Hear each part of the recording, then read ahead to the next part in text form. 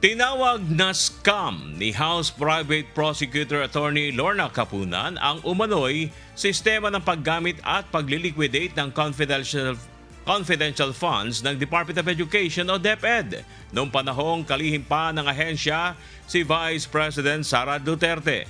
Sa muling pagharap sa impeachment court ni dating Commission on Audit State Auditor Attorney Roderick Wamil, ipiniliwanag nito na batay sa Joint Circular 2015-01 ang kabiguang i-liquidate ang mga public funds kapag hiniling o siningil ng otorisadong opisyal ay may tuturing na prima facie evidence na maaring nagamit ang mga pondo para sa personal na pakinabang ng accountable officer.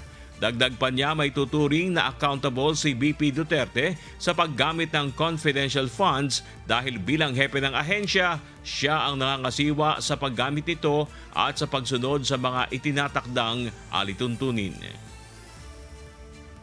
Ang ibig sabihin po ng prima facie evidence under 8.3 ay nagkaroon po ng presumption na ginamit yung funds for the personal use and benefit of the accountable officers. Gayunman para kay Attorney Capunan, hindi na lamang prima facie evidence ang nakikita niya dito kundi isang scam sa paggamit ng pondo ng taong bayan. Bagay na agad tinutulan ng depensa at hiniling na mabura sa record. So you said here that